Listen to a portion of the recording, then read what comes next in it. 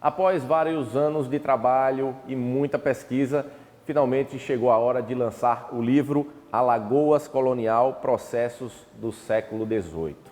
Foram muitas pesquisas realizadas pelo Dr. Claudemiro Avelino, que está aqui ao meu lado e vai falar um pouquinho mais sobre todo esse trabalho. Doutor, finalmente o resultado de um trabalho aí que o senhor me falou aí durou cerca de 10 anos, né? É um momento de felicidade para o senhor? Sem dúvida, é uma realização. O trabalho de resgate da memória do Judiciário de Alagoas já vem sendo realizado há muito tempo e na medida que a gente vai encontrando peças novas, documentos novos, vai compreendendo como a justiça funcionava, isso nos permite agregar algumas dessas peças para, por exemplo, compor uma obra literária, um livro, né? O senhor escolheu 7 processos para fazerem parte desse livro, né? Que processos são esses? Esses processos estão dentre os mais antigos que nós encontramos em toda Alagoas. Existem outros, mas esses foram escolhidos especialmente por conta do teor deles, né? E são 7 processos, onde nós apresentamos no livro o próprio processo e também a transcrição paleográfica dos termos que se encontram nele, ipsiliteris. Do jeito que está no processo, foi transcrito para o livro. Exatamente para que o livro tenha uma finalidade, que eu estou chamando de livro-instrumento, a serviço da paleografia, da genealogia e da linguística, sobretudo. Esses processos foram encontrados aonde? Esses processos foram encontrados nos arquivos da comarca de Marechal Deodoro, que remonta a 1712. Antes já existiam trabalhos de justiça lá, mas oficialmente a gente conta de 1712. E nesse caso aqui, o mais antigo que nós localizamos é de 1723. Todos são do século XVIII. Ou seja, o mais antigo aí tem cerca de 300 anos. O mais antigo já tem mais de 300 anos, exatamente. E aí trata de quê especificamente, esse mais antigo? Esse mais antigo ele trata da disputa de umas terras em que a dona do engenho fica viúva e depois ela não tem filhos e tem escravizados sob o comando dela. E ela, percebendo que ia falecer, que ela estava doente, ela fez um testamento para uma das escravizadas. E aí, eis a questão, porque apareceram 2 indivíduos que se diziam sobrinhos dela e que vieram questionar essas posses. Era muita terra, dinheiro, então foi uma questão muito interessante. Além do processo, o senhor falou que tem algumas curiosidades da época também, né, no livro? É porque o texto da época, né, o português que se falava na época é bem diferente de hoje, os objetos tinham nomes diferentes, é muito interessante ver o processo na sua inteireza, né?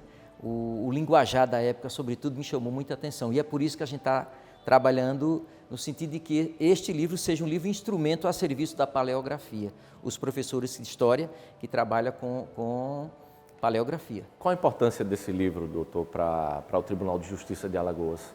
Olha, além dos documentos que eu falei com mais de 300 anos, coloquei outros, mais antigos ainda, que comprovam que em Alagoas, em que pesa a época ainda ser comarca de Pernambuco, né, era a comarca das Alagoas, pertencente à província de Pernambuco, ou capitania de Pernambuco, melhor dizendo, coloquei alguns documentos de juízes ordinários da época, que eram aqueles que não tinham formação jurídica, para comprovar que mesmo antes de 1712, que foi quando foi instalada a comarca das Alagoas, já existia trabalho de justiça aqui em território alagoano.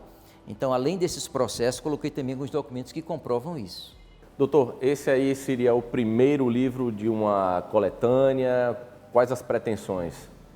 Olha, considerando o volume de acervo que nós temos, e a gente está separando todo o material de conteúdo histórico, e é muita coisa, nós pretendemos que, com o passar dos anos, a gente consiga lançar outros livros exatamente para fazer esse resgate. Não só resgatar, mas também disponibilizar as informações para pesquisadores, professores, curiosos, historiadores, porque isso é que é interessante. O objetivo maior é esse, além da gente salvaguardar a memória, a gente precisa disponibilizar essas informações para a sociedade. Eu estou muito feliz, em nome da Justiça de Alagoas, porque eu sei o quanto é difícil a gente cheirar poeira, como se diz, no meio dos historiadores, para descobrir coisas que estavam perdidas e que iriam se perder definitivamente se não fosse o olhar, se não fosse o cuidado de um historiador.